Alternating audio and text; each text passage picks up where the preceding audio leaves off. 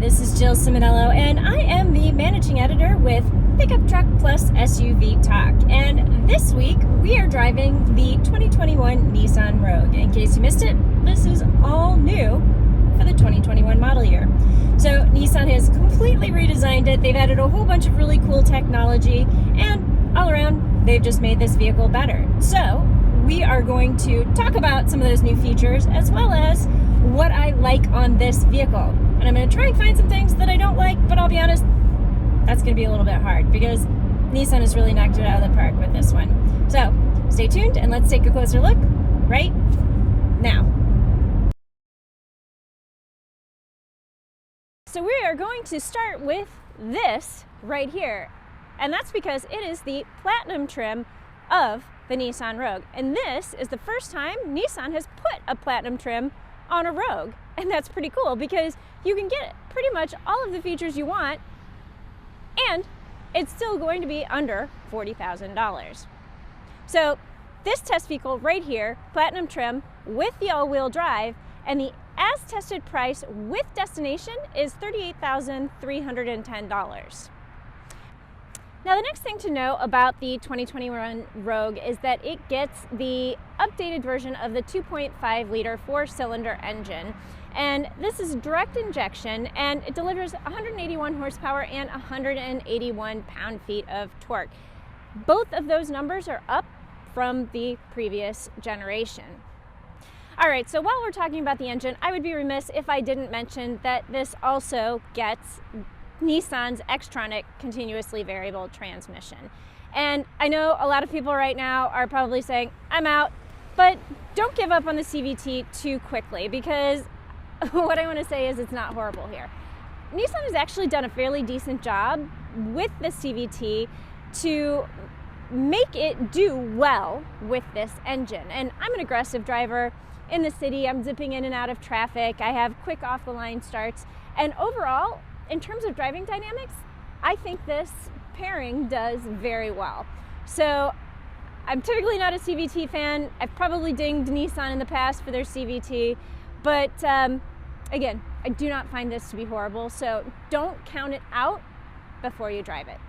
All right, so while I have the engine compartment open, I'm going to humor you guys and talk about the dipstick and the washer fluid, because frankly, everything again is in a really reachable location. So you've got the dipstick right here, logical, easy to reach, and you have the washer fluid right here, also well marked, logical, and easy to reach. So two things you can manage at home by yourself.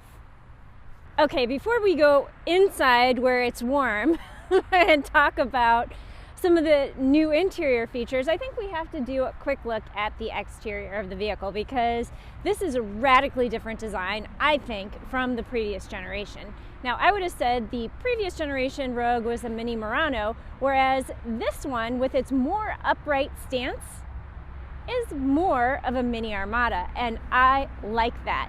It looks more rugged, it looks more defined, it looks a little bit more angular, and I just think this looks a lot more finished and advanced than the previous generation. So more specifically, what's new? You've got new headlights, new V-Motion grille design, the tail lights are new. This angular line right there, also new. So completely redesigned, and like I said, more of a mini Armada with an upright stance, and it looks great, in my opinion. I will say one of the things that I really appreciate about the Nissan Rogue is the ability to open the hatch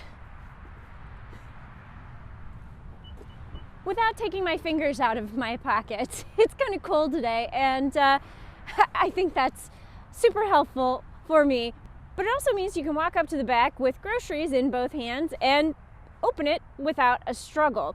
Now, the really nice thing, again, and I realized this last night after I went to the grocery store and finished putting the groceries in the back, put my hands back in my pocket, and it closes with the kick as well. And I actually got the kick right on the first time, the second time, the third time. I have not missed the kick yet. So whatever Nissan did to this kick activated liftgate is really good, because usually I go up to the back and I kick, and I can't figure out where the activation point is. But with the Rogue, it's simple and easy, and I get it every time. I almost feel like I could do it blindfolded. While we're back here, and my hands are still in my pocket because it's cold, let's talk about cargo space. For the size of an SUV that this is really decent cargo space back here. I feel like I can climb all the way in. You know, I'm a little bit tilted, but it's got a good height here. In addition to a nice distance, you could easily fit 4, 5, or 6 rollerboards in here. So more luggage than passengers. And I just think it's a nice space. It's roomy and it's also more square, so you have the capability to stack more stuff. Now that we are back inside the vehicle and I've driven around a little bit to warm things up, let's talk about what else is new. So you can't have any what's new conversation without, first and foremost, mentioning safety technology. Safety Shield 360, which is Nissan's safety suite, is now standard on the Nissan Rogue. And what's really cool is it includes, some of the obviously big players in the game. So automatic emergency braking, lane keep assist, things like that. But what it also includes is automatic reverse braking. And I think that's really cool. Now, I haven't tested that feature. I hope never to test that feature. But the fact that it's there and it's standard is really cool. Since we're on the Platinum trim, we actually get to see all of the new tech goodies. So things like the completely digital behind the wheel gauge cluster. It's configurable, and I've been having a lot of fun personalizing it and making it look the way I want to and having the features show up that I want. So I like that it's customizable, and I think that it's really sharp. The graphics are good. It looks good. The other thing that is new is the 9-inch infotainment screen, also available, but also on this Platinum trim. And again, very clear, the graphics look good. It has a configurable menu so that you can get the things that you want within easy reach on the screen. Another thing that's new for this model year is wireless Apple CarPlay, wireless Android Auto, and wireless charging. I love that you can cut the cord. Now you can still wire in all of those things if you like, but the fact that you can go wireless, I like that. Another thing that is new is the gear shift. It operates differently and looks different than the previous iteration. So for reverse, you push the button in, move forward. To go into drive, you just hold that button again and pull it back. If you want to go into manual mode, you pull it back a second time. I have to say that is one thing that I really like about this gear shift. In previous iterations of Nissan gear shifts, I always end up pulling it back too far and I'm in manual mode automatically, and I can't understand why the engine is revving too high. But with this gear shift, you're not going to do that. So I do like that. The one thing I'm going to point out is I have very small hands, and this is a very beefy gear shifter. So it's a little bit big for my hands, but the good news is I don't have to touch it very much. Also new are USB-A and USB-C ports. So you have a USB-A and a USB-C port in front, and then a USB-A and a USB-C port in back. So plenty of options for charging in addition to the wireless charge pad, which is, again, on the Platinum trim. And finally, this is going to be really important for families, but Nissan has decided to try and make the Rogue more of a family vehicle, and they're calling it a family hub. So in addition to the USB-A and USB-C ports in the back, you've got zero gravity seats on the outboard seating locations. You have the availability of tri-zone climate control with heated seats, and you have rear sunshades. Something else that will be really important for families with kids in car seats, the rear doors open 90 degrees. All right, so before we get into driving impressions, let's talk a little bit about seating position. And what I want to say is I love the zero gravity seats in Nissan vehicles. They brought out these seats many moons ago, I can't remember exactly when, in the Nissan Murano, and I loved them. I remember getting into the driver's seat after a really long day and just kind of going, 2 thumbs up, probably one of the best, it's probably one of the best driving positions I've sat in. Like, ever. All right, so what does that mean for the back seat? Let's check that out. Now that I'm in the back seat, let's talk about these seating positions. As the youngest child, I very often got stuck in this seat right here. And this actually doesn't suck. So when you move to the outboard seats, they are also zero gravity. So Nissan has taken their zero gravity seats from the front and brought them in the back, and they're also pretty comfortable. We talked about what's new on the 2021 Rogue, as well as some of the really cool features. So let's talk driving impressions. How is it really? It's pretty great, actually. The very first thing that I noticed when I got into this test vehicle is how quiet it is. And I'm going to point out to you right now that something you may not have noticed. My microphone isn't working. So I am doing everything inside the vehicle with just the microphone on my camera. And it's fairly quiet in here, at least I hope it is. I hope that comes through in the video. And I'm just really impressed by that. And you don't get that in a lot of vehicles that start at $25,000. But overall, the general sense that I have of the 2021 Rogue is solid, quiet, planted, and just good. My visibility out of all of the windows is good. I feel like I sit higher in this vehicle than I do in a lot of SUVs of comparable size.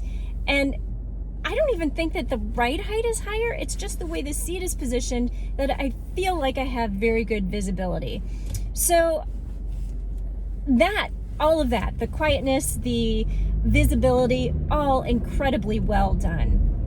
So now it is time to wrap up this review with what I like and what I didn't like. And I usually do 5-5, but this is a little bit of an uneven mix because there's a lot that I like and there's not a lot that I don't like. So I'm just going to go with what I like and what I don't like and see where the chips fall. All right, so what do I like? All right, so the biggest thing that I like, and you can't see it in broad daylight, but at night, the USB ports and the wireless charging tray are outlined with light. So it's really easy if you need to plug in at night or to see where you're putting your phone. Everything is outlined, very easy to see at a glance how you need to do that. I really like that. Some automakers don't do that and you end up putting your phone in a cup holder or a weird location, or you're trying to plug into the input jack instead of the USB port, and this just makes it really easy, so thumbs up on that. I also really like the configurable display. I think that the graphics are really good, and I like the orientation and the ability to change how your gauges look. Now, this is not the virtual cockpit from Audi, but it does have some really nice customizations that you can move things around or change how you want the display cluster to look, and I like it. Another thing that I really like is the wireless environment. Apple CarPlay, Android Auto, wireless charging, cut the cord. I really like that. Not standard, it's available, but the fact that it's there. I also really appreciate the solid ride quality and the interior quietness. I'm sitting in my neighborhood on the street right now, and there have been a lot of cars that have passed, and you probably have seen them out the window. Here comes one right now. But it's pretty muted in terms of sound. So I really appreciate that the cabin has a specific amount of quietness for a vehicle under $40,000. All right, we already talked about it, but seat comfort. I love these zero gravity seats, so I'm not going to go into detail. Just give it a thumbs up. Another feature we already talked about that I really like is the kick, open, and close lift gate. It's really easy to use. I haven't gotten it wrong yet, so there is no confusion about where you need to kick and how far under you need to kick and how aggressively you need to kick and how quick or how slow you need to kick. You kick under the liftgate, it opens.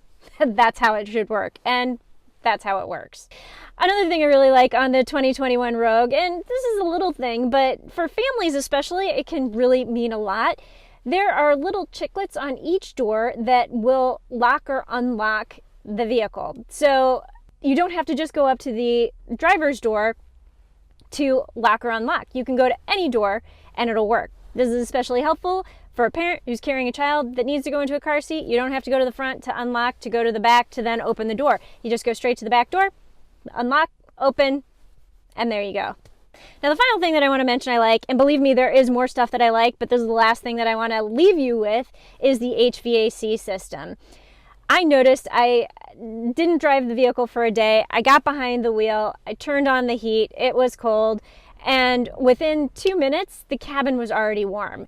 Now, I won't say it was blaring hot like I like it, but it was warm enough that I wasn't freezing anymore. So there are a lot of vehicles out there. You turn on the heat and 10 minutes later, it's still cold inside the cabin. That is not the case for this Nissan Rogue. And thank you. I imagine a similar instance would occur in the summer, that it would cool down. So my husband thanks you for that. But in the winter, when it's cold, the fact that the heat comes on quick, huge 2 thumbs up from me. All right, so now it's time to get into some of the things that I didn't like. And I have to tell you, I was really reaching for this because there isn't much. One thing I noticed is that when the ProPilot Assist system is on, there are a whole bunch of beeps and dings that I couldn't figure out and that are kind of annoying. And at least one of the dings that I figured out is when you are changing lanes, the system kind of turns off. And then once you are back in the lane, it turns back on once it acknowledges the lane lines again, and then bink, it dings to let you know that's happened. I could do without that ding. I'm assuming there's a way to turn it off, but I haven't found it yet. So that's just a little bit annoying, and I would like that to go away. Now, I already alluded to this a little bit, but another thing that I don't like is the gear shift. And it's not necessarily the operation of the gear shift. I actually like that a lot better. The fact that I'm not going to confuse the manual mode with drive mode anymore, that is well done. But the gear shift itself is just a little bit big for my hand, and it's awkward. Now, maybe that's something that I would get used to. I only have this vehicle for 7 days, but at the start, it just feels weird. And again, this is a stretch because I like pretty much everything about this vehicle. Now, the final thing that I don't like on the Nissan Rogue is the around view camera. And it's not that I don't like the camera, it's just that I don't like how it operates. So let's say I'm parallel parking and I put the car in reverse, it turns on. Yay, it should. The graphics are clear, the sensors operate really well. I like all of that. But here's the thing. As soon as I'm in the space and I need to adjust to move forward and I put the vehicle back in drive, the camera goes away. Yes, you can bring it back. There's a button on the dash that says camera. You hit it and it turns back on. But then you go into reverse and it stays on, and then you go back into drive and it's off again. So especially in tight parking situations, I wish there was a little bit of a delay between when that camera shut off when you are in drive. And I looked through all the systems, I looked through all the settings, I hit, even the camera setting, and I could not find a delay button for that feature specifically. So to me, that's probably the biggest miss on this vehicle, is I need that camera to stay on when I'm in drive as well, up to about 5 or 10 miles per hour. In summary, from the highway where we started to the suburbs where we shot some of our exterior shots to the city street where I am now parked, the Nissan Rogue does really well. I think it is a very adaptable vehicle that fits into pretty much any situation. Combine that with the comfortable driving dynamics and the really super comfortable seats, and Nissan has a winning vehicle here. So, thank you for stopping by Pickup Truck Plus SUV Talk and sharing some time with me in the Nissan Rogue. I hope you have hit the subscribe button. If you haven't, please do that now. I'll wait. Okay, and make sure you follow us on the web at pickuptrucktalk.com. Thanks for watching, and I will see you down the road.